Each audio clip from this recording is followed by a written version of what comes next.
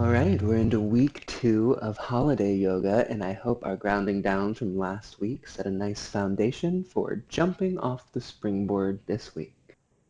Let's find that comfortable seated position with the spine nice and long. Allow the eyes to softly shut. Let's check in with our breath. Notice the sounds that are far away, and the sounds that are close by. And then bring that attention all the way down to our root, the very base of our spine. And then bring that awareness just a little bit up the spine until we get into that sensation where you feel like your creativity, your creation, your sexuality, all of those things reside. And we'll call this the Sacral Chakra.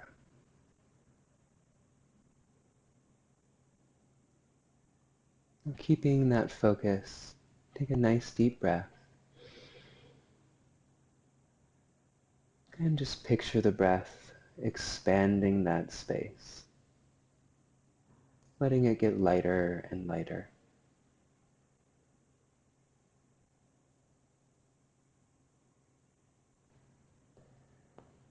We'll find our way to that same tabletop as we were last week for our beginning. And again, inhaling, dropping the belly, lifting the heart. And exhale, pressing through the fingertips and toes and center of the back high. Just a few cat and cows. Connect to your breath. Connect to your body. And keep bringing that focus back to that sacral. That creativity. The spark of life, the spark of creation. And see if each time that you move through cat and cow, you can try to make a different choice. Engage a different muscle. Take a little deeper breath. A little wider through your shoulders. Or pressing out through your pinky toe. It is impossible to step into the same river twice, so it is definitely impossible to do the same pose twice.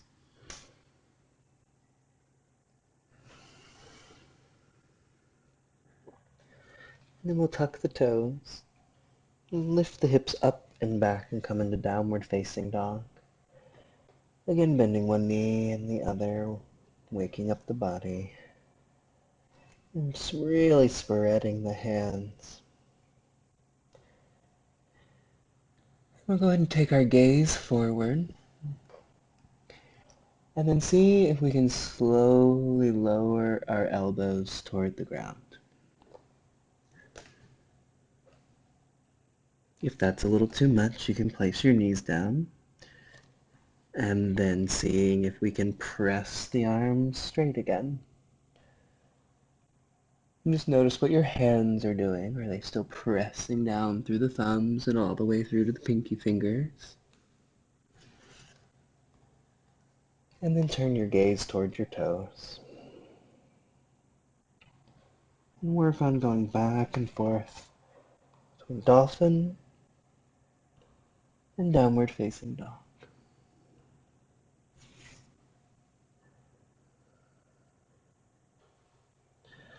When that just becomes too much, place the knees down.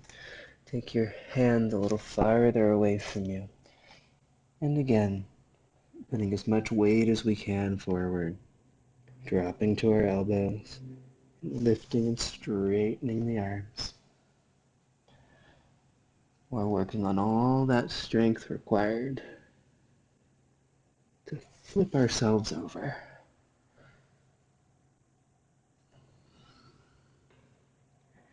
And then let's walk our hands back where they're a little farther away than in tabletop, so there's a little extra weight in the hands.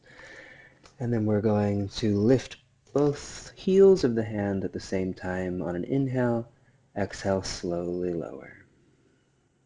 Inhale up and exhale down. Make sure you do it nice and slow and at the same time. If you want to make it a little harder, move your knees a little farther away. Inhale and exhale. If you want to make it really hard, tuck your toes.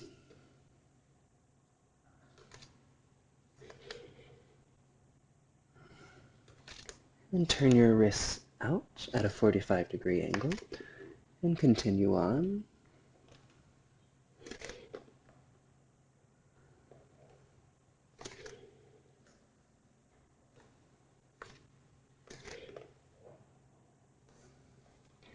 And in at a 45-degree angle.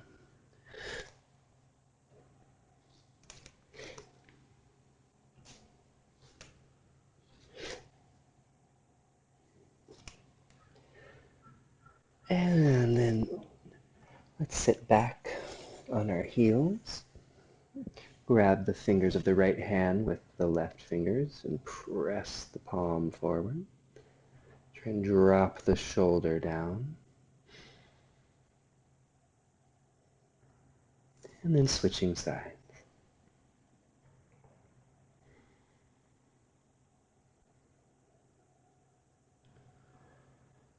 And coming back through center, we'll come all the way out into a plank.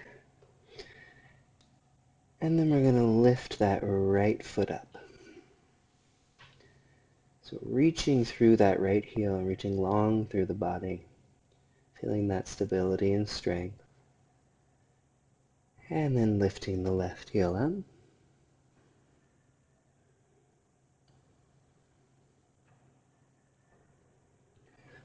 And placing both heels down, pressing back for downward facing dog.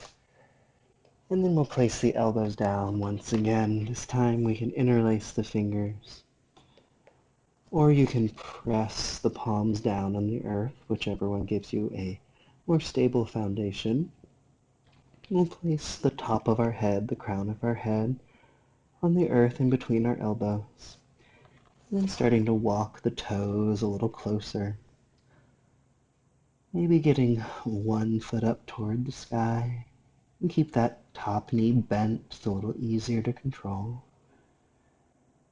And then without jumping, if your body allows you, you can just lift your toes up off the earth. But we want to work on not jumping.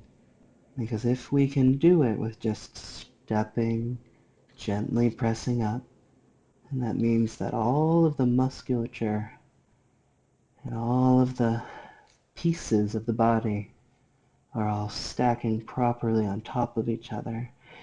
If we have to jump and press ourselves up, usually that means the body's not quite ready to go all the way upside down. So just keep working on getting a little more weight, long through the neck, pressing down with the arms. And then we'll come back, put the knees down, untuck the toes, reach the fingers out, and take a moment in a child's pose.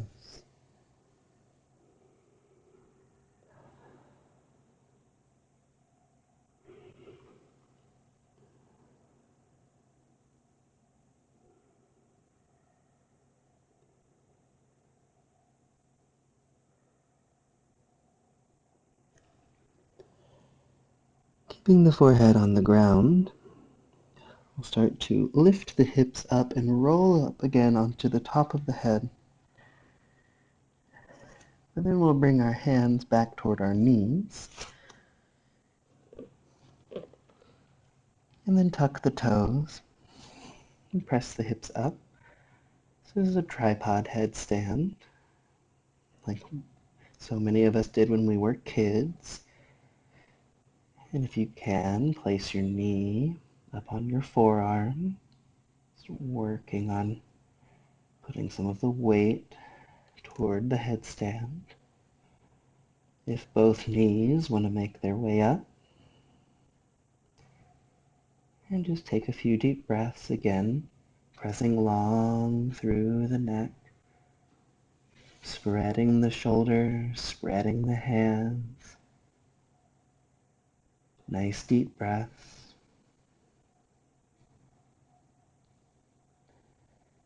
And when you feel ready, again, gently releasing down. Knees nice and wide, big toes together. Release out into a child's pose.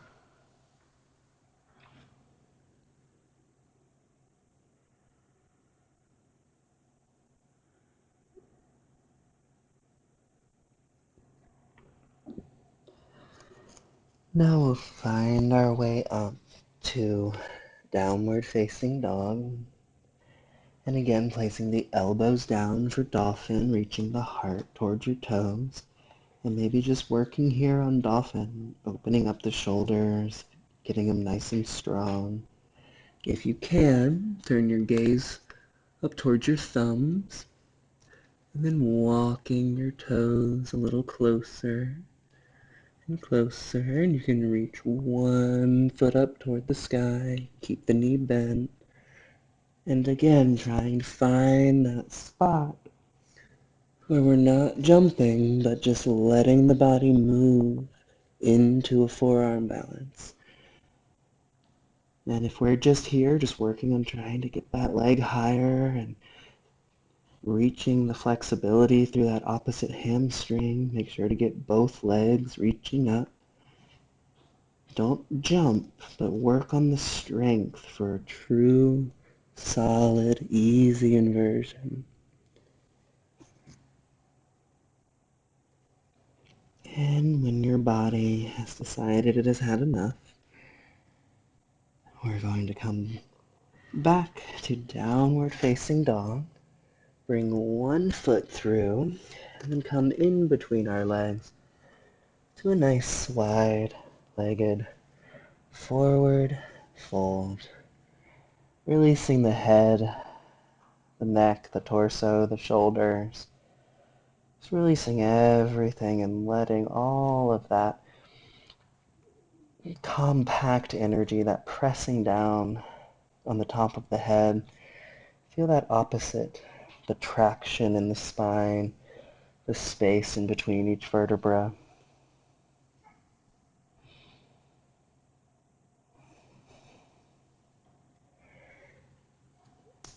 And placing our hands on the ground, I want you to get your hands uncomfortably in line with your toes. So it's going to feel like you're about to fall onto that ground right in front of you. And then pressing, spreading the hands, spreading the shoulders. See if you can start to take some of the weight out of the heels of your feet. And then see if you can take some of the weight out of the balls of the feet. And then only if there's no jumping, see if you can lift your feet up off the ground.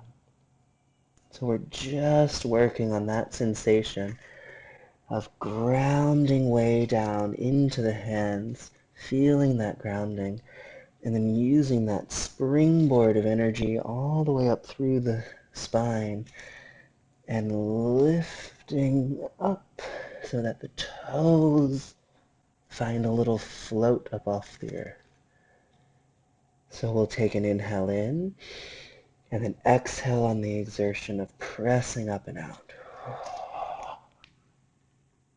Inhale. Exhale, pressing down to lift up. And I'll just do a couple more, as many as you can, even if it's just your heels lifting. Let your body explore and find new ways to move.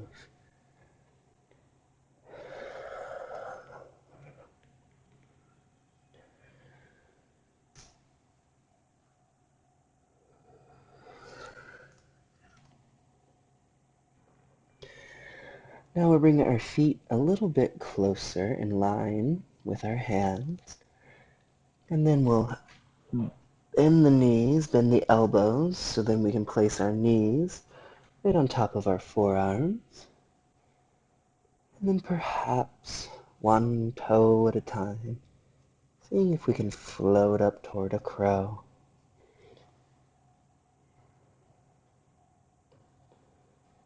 With a few deep breaths.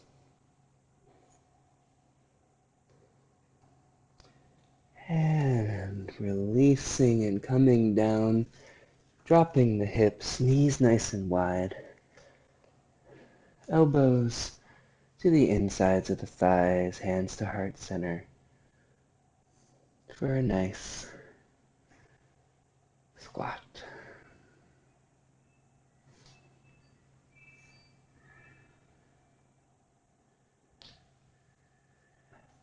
And then releasing all the way down to the earth, rolling onto our backs, bring our knees into our chests and the feet up and over the head, maybe just grabbing on and working on that flexibility, or flipping all the way up and over, toes toward the other side.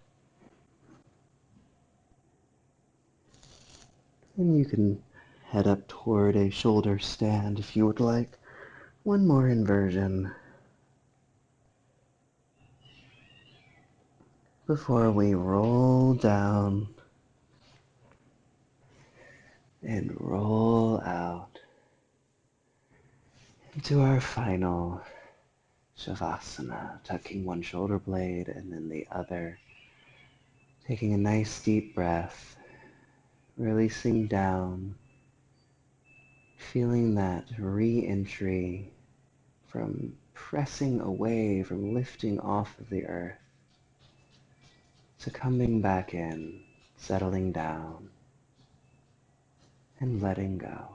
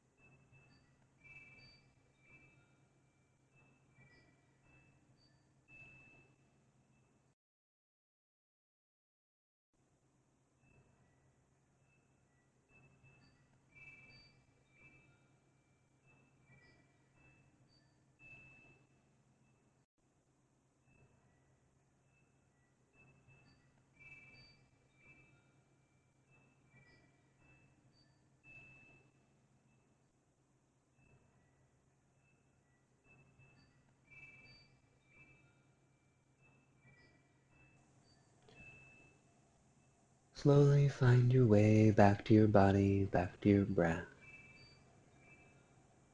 And bring that focus down to our root. Let it find its way to the sacral. And then slowly up the spine to that space behind the eyes. And deciding if you would like to stay here or finding your way back to that same comfortable seated position which we started our class together. Noticing any shifts and seeing if you can make a different choice than the choice that you usually make. Setting this intention. Sometimes being creative means flipping everything upside down. Sometimes it means repeating a practice until it is mastered. And sometimes creativity means we take a deep breath and appreciate this moment as it passes us by.